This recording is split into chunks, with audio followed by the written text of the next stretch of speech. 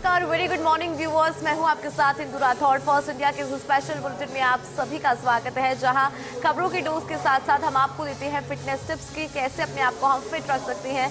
Healthy workout और healthy diet plus workout जो है उसका एक बेहतरीन कॉम्बो जो है वो आपकी बॉडी को फिट रखता है, तो उस पर बात करेंगे। लेकिन उससे पहले आपको तमाम बड़ी खबरें बता देते हैं कि खबरों के लिहाज से आज का दिन कैसा रहेगा। सबसे पहले महत्वपूर्ण जानकारी है मुख्यमंत्री वजूलाल शर्मा से जुड़ी। दरअसल सीएम वजूलाल शर्मा एक महत्वपूर्ण बैठक आज लेंगे। दोपहर 12 बजे राज उन्नति की ये पूरी बैठक है, मुख्यमंत्री कार्यालय में ये पूरी बैठक होगी। तो महत्वपूर्ण जानकारी है, इस वक्त की बड़ी बैठक होने वाली है। सीएम वजूलाल शर्मा आज ही महत्वपूर्ण बैठक लेंगे। पूरी बैठक की बात कर ली जाए तो आज देखिए 12 बजे राज उन्नति की बैठक यहाँ पर होगी। दोपहर 12 बजे बैठक होनी है। सीएम जो कार्यालय है वहां पर ये बैठक होगी। मुख्यमंत्री कार्यालय में पूरी बैठक यहाँ पर होगी। तो बड़ी खबर है, मुख्यमंत्री वजूलाल शर्मा से जुड़ी महत्वपूर्ण जानकारी है। आज महत्वपूर्ण बैठक लेंगे सीएम वजूलाल शर्मा। और देखिए दोपहर 12 बजे राज उन्नति की बैठक है, मुख्यमंत्री कार्यालय में पूरी बैठक आयोजित होगी। तो सीएम वजूलाल शर्मा एक महत्वपूर्ण बैठक आज लेंगे। दोपहर 12 बजे राज उन्नति को लेकर बैठक है। इस बैठक की बात कर ली जाए तो सीएम कार्यालय में यानी कि मुख्यमंत्री कार्यालय में पूरी बैठक होगी और मुख्यमंत्री वजूलाल शर्मा यहाँ पर महत्वपूर्ण बैठक लेंगे। राज उन्नति की बात करें तो उसको लेकर यहाँ पर चर्चा की जाएगी, इसको लेकर बात यहाँ पर होगी। दोपहर 12 बजे का समय इस पूरी बैठक के लिए रखा गया है। मुख्यमंत्री कार्यालय में बैठक होगी, सीएम वजूलाल शर्मा ये पूरी बैठक यहाँ पर लेंगे। अब आगे बढ़ेंगे, नेपाल से महत्वपूर्ण खबर है। जेनजी मामले में बड़ा अपडेट आपको दे देते हैं। नेपाल के पूर्व पीएम केपी ओली गिरफ्तार, तो उनकी गिरफ्तारी यहां पर हुई है। देखिए ओली को उनके घर से गिरफ्तार किया गया और पूर्व गृह मंत्री रमेश लेखक भी हिरासत में लिए गए हैं। ये बड़ी खबर है इस वक्त की। जेनजी मामले में बड़ा अपडेट मिला है। नेपाल के पूर्व पीएम केपी ओली की गिरफ्तारी को लेकर जानकारी यहां पर मिल रही है। ओली को उनके घर से ही गिरफ्तार कर लिया गया। इसके अलावा पूर्व गृह मंत्री रमेश लेखक भी हिरासत में लिए गए हैं, उनकी हिरासत की भी बात सामने आ रही है। तो जेनजी मामले में ये बड़ा अपडेट है इस वक्त का। नेपाल के जो पूर्व पीएम है केपी ओली वो गिरफ्तार हुए हैं। ओली को उनके घर से गिरफ्तार किया गया और पूर्व गृह मंत्री रमेश लेखक को भी हिरासत में लिया गया है। तो ये बड़ा अपडेट इस वक्त का जेनजी मामले को लेकर बड़ी खबर यहाँ पर मिल रही है। नेपाल से महत्वपूर्ण जानकारी है, जो नेपाल के पूर्व प्रधानमंत्री है केपी ओली गिरफ्तार हुए हैं। देखिए केपी ओली की बात करें, क्योंकि पूर्व प्रधानमंत्री है नेपाल की, उनकी गिरफ्तारी यहाँ पर हो गई है। उनको उनके घर से गिरफ्तार किया गया। इसके अलावा जो पूर्व गृह मंत्री हैं रमेश लेखक, उनको भी यहाँ पर हिरासत में लिया गया है। ये भी महत्वपूर्ण जानकारी यहाँ पर मिल रही है। जेनजी मामले को लेकर ये बड़ा अपडेट, नेपाल के पूर्व पीएम केपी ओली गिरफ्तार हुए हैं। अब आगे बढ़ेंगे, एक और महत्वपूर्ण जानकारी आपको दे देते हैं। प्रथम पूज्य भगवान गणपति का होगा पंचामृत अभिषेक। मोतीडूंगरी गणेश मंदिर में सुबह 8 बजे अभिषेक होगा। 251 किलो दूध, 21 किलो दही, घी, शहद और केवड़ा जल, गुलाब जल से श्री गणेश जी का पंचामृत अभिषेक किया जाएगा। इसके अलावा महंत कैलाश शर्मा ने बताया कि अभिषेक के बाद सहस्त्र नाम से पूजा और भगवान गणपति को लगाया जाएगा 1001 मोदक का भोग। पूजन के बाद रक्षा सूत्र व स्वास्थ्य के लिए हल्दी से प्रसाद का वितरण होगा। शाम 4 बजे भगवान गणेश फूल बंगले में विराजमान होंगे और प्रथम पूज्य को नवीन पोशाक भी धारण कराई जाएगी। तो प्रथम पूजनीय भगवान गणेश की यहाँ पर बात करें तो आज उनका पंचामृत अभिषेक होगा। मोतीडूंगरी गणेश मंदिर में सुबह 8 बजे अभिषेक होगा। ये महत्वपूर्ण जानकारी है। 251 किलो दूध, 21 किलो दही, घी, शहद और केवड़ा जल, गुलाब जल से यहाँ पर श्री गणेश जी का पंचामृत अभिषेक किया जाएगा। भगवान गणपति को यहाँ पर 1001 मोदक का भोग लगाया जाएगा। पूजन के बाद रक्षा सूत्र व स्वास्थ्य के लिए हल्दी के प्रसाद का यहाँ पर वितरण होगा और शाम 4 बजे भगवान गणेश फूल बंगले में विराजमान होंगे। प्रथम पूज्य को नवीन पोशाक भी धारण कराई जाएगी। महंत कैलाश शर्मा ने बताया कि अभिषेक के बाद सहस्त्र नाम से पूजा और भगवान गणपति को यहाँ पर 1001 मोदक का भोग जो है वो लगाया जाएगा। तो पूजन के बाद रक्षा सूत्र व स्वास्थ्य के लिए हल्दी के प्रसाद का यहाँ पर वितरण होगा। तो प्रथम पूजनीय भगवान गणपति का पंचामृत अभिषेक मोतीडूंगरी गणेश मंदिर में सुबह 8 बजे यहाँ पर अभिषेक होगा। ये महत्वपूर्ण जानकारी हमने आपको दी इस वक्त की। अब बात देखिए अखबार की करते हैं कि अखबार में आज क्या कुछ खास है। मेरे पास में फर्स्ट इंडिया ग्रुप द्वारा पब्लिश 2 बड़े न्यूज़पेपर है। First is first India daily English newspaper. इसकी तमाम बड़ी खबरें आपको बता देते हैं।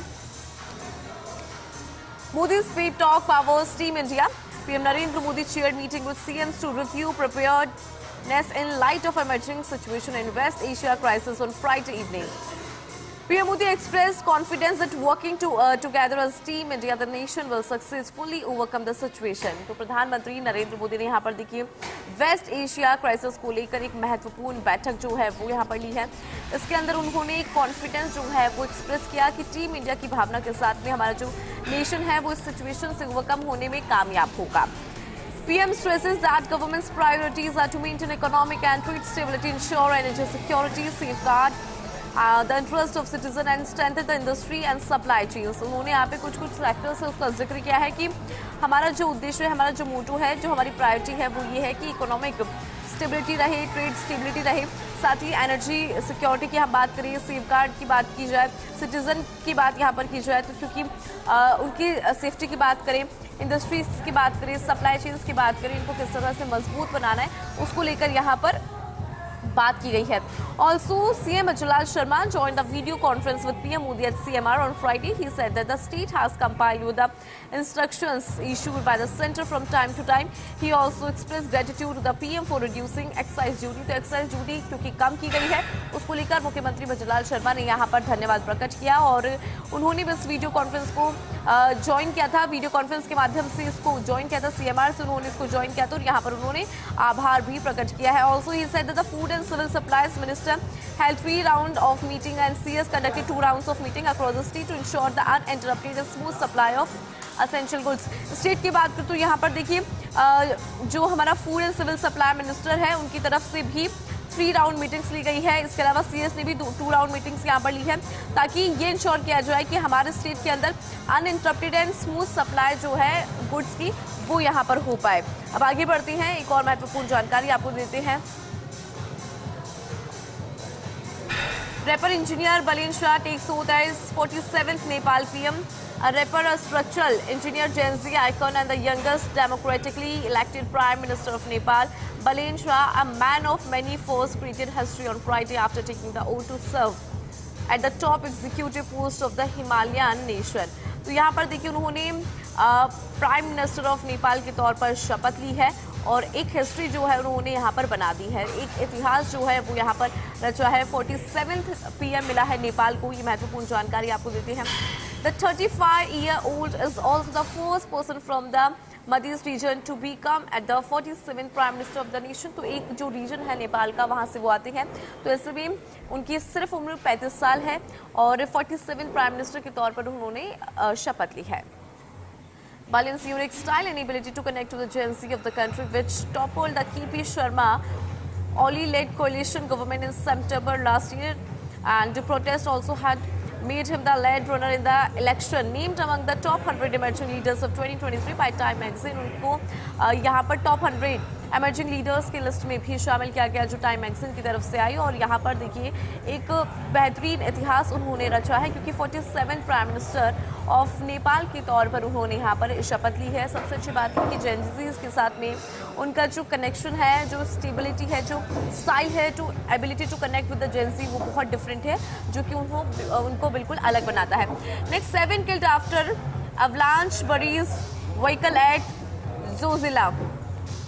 At least 7 people lost their lives and 5 were injured on Friday after a massive avalanche struck the Srinagar-Leh highway. The snow slide hit the Ladakh side of the Zojila Pass, leaving several passenger vehicles trapped under the debris। तो यहाँ पर देखिए 7 लोगों की जान चली गई है जो अवलांच यहाँ पर आया। इसमें कई ऐसी गाड़ियाँ हैं जो दब गई है जिनका भी कुछ भी नहीं पता। Following the incident the highway has been completely block. इस इंसिडेंट के बाद में जो हाईवे है उसको ब्लॉक कर दिया गया।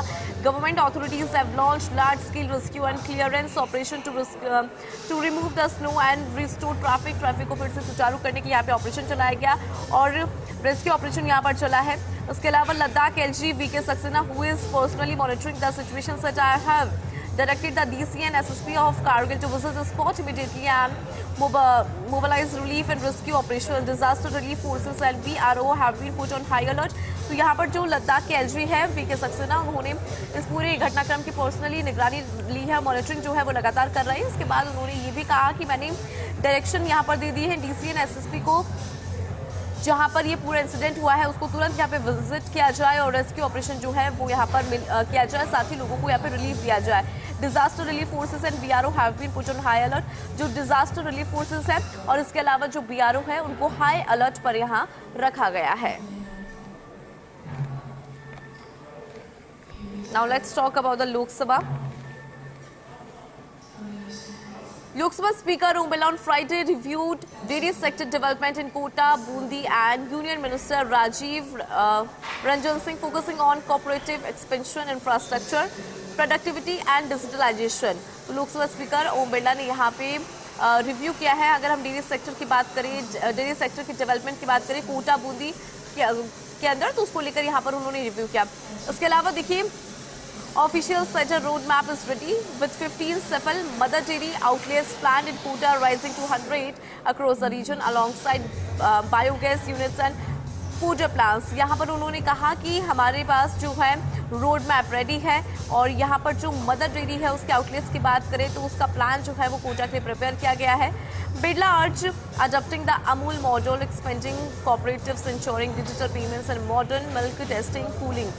यहाँ पर देखिए उन्होंने अमूल मॉडल जो है उसको अडॉप्ट करने की बात कही है। साथ ही अगर हम स्पेंडिंग की बात करें, कोऑपरेटिव्स की, इंश्योरिंग, डिजिटल पेमेंट्स की एंड मॉडर्न मिल्क टेस्टिंग, इसकी भी बात यहाँ पर सामने है। Also he stress higher milk collection officer cited 100 new training and veterinary college progress. तो यहाँ पर देखिए उन्होंने हायर मिल्क कलेक्शन के ऊपर भी स्ट्रेस किया है, यानी कि हायर मिल्क कलेक्शन के ऊपर भी यहाँ पर बात की गई है।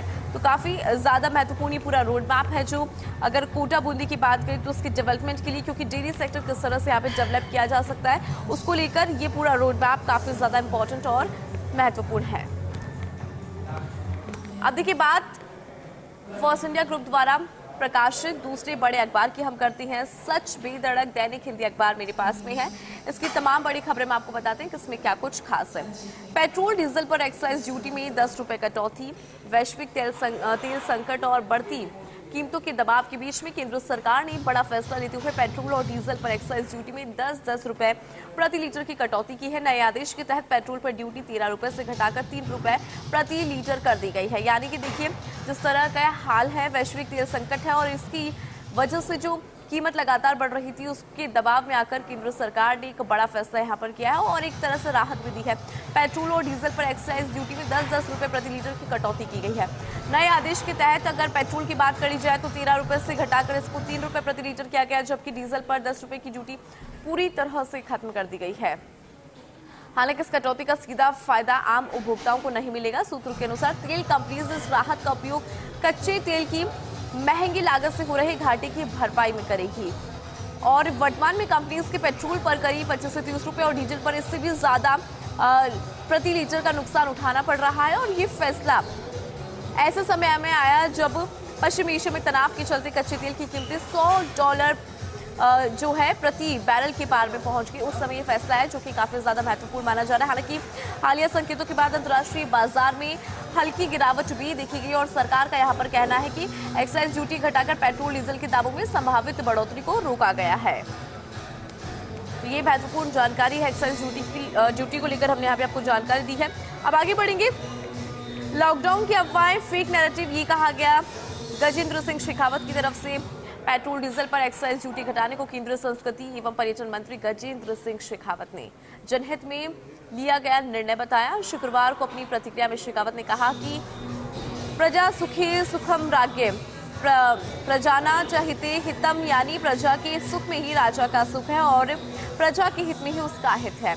उन्होंने इस सामयिक और निर्णायक कदम के लिए प्रधानमंत्री नरेंद्र मोदी और केंद्रीय वित्त मंत्री निर्मला सीतारमण का आभार जो है वो प्रकट किया है। उन्होंने आभार और ग्रेटिट्यूड यहाँ पर जताया। केंद्रीय मंत्री शेखावत ने कहा कि जब लोगों के कल्याण की बात आती है तो प्रधानमंत्री नरेंद्र मोदी ये सुनिश्चित करते हैं कि समाज के सभी वर्गों के लिए हर संभव प्रयास किया जाए, नागरिकों को सुरक्षित रखने के लिए कोई कसर नहीं छोड़ी जाए। ऐसे समय में जब वैश्विक कच्चे तेल की कीमतें बढ़ रही है, कई देश उसका बोझ अपनी जनता पर डाल रहे हैं। भारत ने एक संतुलित और एक जिम्मेदार रास्ता यहाँ पर अपनाया। मूल्य वृद्धि के एक महत्वपूर्ण हिस्से को खुद वहन करके सरकार ने सुनिश्चित किया कि ईंधन की कीमतें स्थिर रहे, जिससे आम नागरिक पर पड़ने वाले प्रभाव को कम किया जा सके। शेखावत ने भी कहा कि संकटे बुद्धि परीक्षते, यानी संकट के समय ही बुद्धि की परीक्षा होती है। निश्चितता के समय में बुद्धिमान शांत रहने और सूचित रहने व एकजुट रहने में निहित है। चलिए आगे बढ़ती हैं। सोलर पावर से आत्मनिर्भर बन रहा राजस्थान, ये कहा गया मुख्यमंत्री भजनलाल शर्मा की तरफ से। नरेंद्र मोदी की पहल पीएम कुसुम योजना के तहत स्थापित हो रही ग्रीन कनेक्टेड विकेंद्रीकृत सौर ऊर्जा संयंत्र राजस्थान के ऊर्जा क्षेत्र में नई दिशा दे रहे हैं। इन संयंत्रों से किसानों को दिन में सिंचाई के लिए बिजली मिल रही है, जिससे ग्रामीण अर्थव्यवस्था में उद्यमिता और आत्मनिर्भरता का नया दौर शुरू हुआ है। देखिए, कोयले पर निर्भरता कम हुई है, प्रदूषण रहित सौर ऊर्जा का कृषि में उपयोग बढ़ा है। राजस्थान में कुसुम कंपोनेंट ए और कंपोनेंट सी के अंतर्गत अब तक 3,585 मेगावाट क्षमता के 1,617 सौर ऊर्जा संयंत्र स्थापित हो चुकी हैं। इनमें से 462 मेगावाट क्षमता के 1,525 संयंत्र मात्र 2 वर्ष 3 महीने में स्थापित हुए। तो ये हमने आपको तमाम बड़ी खबरें बताई, सच बेधड़क अखबार की भी हमने खबरें बताई कि क्या कुछ इसमें छपा है। लेकिन इस बीच एक बड़ी खबर आपको बताते हैं, जोधपुर से महत्वपूर्ण जानकारी मिल रही है। पारंपरिक घुड़ला कार्यक्रम के दौरान बवाल से जुड़ा ये पूरा मामला है। फिलहाल पुलिस प्रशासन ने संभाल रखा है मोर्चा, मौके पर शांति है, पुलिस तैनात है। कल देर रात तक महिलाओं को शोभा यात्रा पर, जो महिलाओं की शोभा यात्रा थी, उस पर पथराव किया गया था। नशेड़ी बदमाशों ने यहाँ पर अफरा तफरी मचाई थी, कई गाड़ियों में तोड़फोड़ की बात सामने आई थी। और देखिए, जो स्वागत के लिए लगाई गई थी लाइटें, वो भी यहाँ पर तोड़ दी गई। जो लाइट्स यहाँ पर लगाई गई थी स्वागत के लिए, उसको भी यहाँ पर तोड़ दिया गया। बाइक सवार युवकों से विवाद के बाद ये मामला जो है वो बढ़ गया था। पुलिस ने मौके पर पहुंचकर हालात जो है वो यहाँ पर संभाले, क्योंकि हालात जो बेकाबू हो गए थे उसको यहाँ पर पुलिस ने संभाला। और 4 आरोपियों को पुलिस ने डिटेन भी किया है। इस पूरे मामले के अंदर 4 आरोपी हैं, उनको डिटेन यहाँ पर कर लिया गया सीसीटीवी फुटेज के जरिए। अन्य की तलाश फिलहाल जारी है। तो ये बड़ी खबर है इस वक्त की। और देखिए, पुलिस कमिश्नर शरद कविराज ने लोगों से संवाद करके माहौल शांत कराया, कड़ी कार्रवाई का आश्वासन दिया है। देर रात तक वो खुद यहाँ पर मौजूद रहे। तो जोधपुर से ये इस वक्त की बड़ी खबर है। पारंपरिक घुड़ला कार्यक्रम के दौरान बवाल से जुड़ा ये पूरा मामला, और फिलहाल पुलिस प्रशासन ने यहाँ पे मोर्चा संभाल रखा है। चलिए इस खबर पर ज्यादा जानकारी लेंगे। मेरे साथ रेजिडेंट एडिटर राजीव गौड़ जुड़ गए हैं। राजीव, आपके पास क्या अपडेट है कि किस तरह से पुलिस ने यहाँ पर इस पूरे मामले में कार्रवाई की है? देखिए, कल रात को जिस तरीके से कुछ असामाजिक तत्वों ने जिस तरीके से पथराव किया है, इसमें समझा जा सकता है परंपरा जब जो मेला है उसको जिस तरीके से छेड़ने की कोशिश, पुलिस ने 4 लोगों को डिटेन किया, उनसे पूछताछ भी चल रही। सीसीटीवी के आधार पर जो अन्य इस मामले में शामिल है उनको भी हिरासत में लेने की बात चल रही है। मौके पे पूरी तरह से पुलिस दफ्तर तैनात है। रात को जैसे इस घटना की जानकारी मिली, खुद पुलिस कमिश्नर शरद कविराज मौके पर थे। तमाम जो अधिकारी हैं, जाब्ता रात को ही मौजूद था। अभी भी वहाँ पर पूरी तरह से शांति बनी है, किसी प्रकार का, लेकिन इस तरह की जो हरकत हुई है इससे आगे से नहीं हो, उसको लेकर, क्योंकि आगे देखिए त्योहार और भी आने वाले, जिंगा गाँव का भी कार्यक्रम आने वाला है।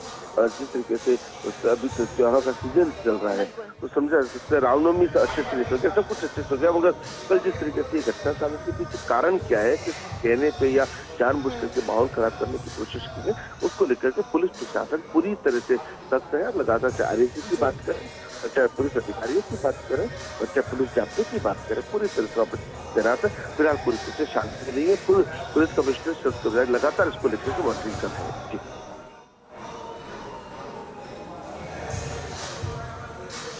बिल्कुल राजीव, अपील भी यहाँ पर की जा रही है। बहुत शुक्रिया इस खबर पर जानकारी और अपडेट के लिए। तो देखिए, जिस तरह से माहौल बिगाड़ने की कोशिश की गई, हालांकि पुलिस ने मोर्चा संभाला और हालात को यहाँ पर काबू किया। साथ ही यहाँ पर देखिए कार्रवाई जो है वो भी हुई है और पुलिस तैनात है मौके पर। फिलहाल शांति की स्थिति बनी हुई है। तो यहाँ पर तमाम बड़ी करेंगे। हाय मनीष, मैं आपकी जर्नी को समझना चाहूंगी कि आप कितने टाइम से वर्कआउट कर रही हैं और जिम जब आप आते हैं तो किस मोटिवेशन के साथ में आते हैं?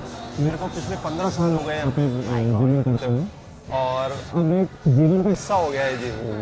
तो इससे क्या फिटनेस आपको एक अच्छा लगता है, खुद को अपने आप को अंदर से अच्छा लगता है, अच्छा फील होता है। इसमें रेगुलर, जैसे खाना रेगुलर खाया जाता है, वैसे जिमिंग की भी रेगुलरिटी हो गई। राइट, क्योंकि शरीर हमारा, शरीर का ख्याल रखना हमारी जिम्मेदारी हो जाती है। 15 साल आपको हो गए, लेकिन 15 ईयर्स के अंदर आपने जब शुरुआत अपनी जिम की थी, जब वर्कआउट आपने स्टार्ट किया था, तो क्योंकि हर एक इंसान किसी मोटिवेशन के साथ आता है, आपका मोटिवेशन क्या था और आपको अपनी बॉडी में क्या ट्रांसफॉर्म करना था, या फिर आप जनरली वर्कआउट के लिए आते थे? नॉर्मल वर्कआउट में फिटनेस का शौक है स्टार्टिंग से, कि बस एक नॉर्मल फिटनेस बनी रहे, ताकि जो अपन पहले जो अपन खाएं वो एकदम नॉर्मल फिटनेस आप हेल्दी रहे अंदर से भी और बाहर से भी अच्छे दिखे। अच्छा, एक चीज़ उसके अंदर आ जाती है जो सबके साथ प्रॉब्लम आती है कि हम जिम ज्वाइन कर लेते हैं लेकिन 2 दिन आते फिर तीसरे दिन गायब, मतलब कंसिस्टेंसी नहीं बैठ पाती है, उसके लिए क्या करना चाहिए? ये सबके साथ एक प्रॉब्लम है, लेकिन आप रेगुलर अगर 6 महीने आपने अगर रेगुलर दे दिया अपने आप को तो धीरे धीरे वो अपने लाइफ का हिस्सा बन जाता है, तो अपन उसको धीरे धीरे फिर वो अडोप्ट हो जाता है जैसे जो अपन करते हैं उस हिसाब से। ऑलराइट, अब मुझे डाइट को लेकर यहाँ पर आपसे बात करनी है कि आप अपनी डाइट में क्या लेते हैं, आपकी नज़र में हेल्दी डाइट क्या है और कौन कौन सी ऐसी चीज़ें हैं जो हमें अवॉइड करनी चाहिए, क्योंकि हमारा लाइफस्टाइल वैसा ही है कि हम बहुत सारी चीज़ें ऐसी खा लेते हैं जो हमारी बॉडी के लिए हेल्दी नहीं होती है। मेरा मानना है कि अपन कुछ भी खाना 1 घंटा अपने शरीर को दे रहे हो रेगुलर तो डाइजेस्ट हो जाए, और इवनिंग डाइट जो अपना रात वाला जो खाना है अगर आप उसको अवॉइड कर दें तो थोड़ा सा हेल्दी रूटीन में आ सकते हैं।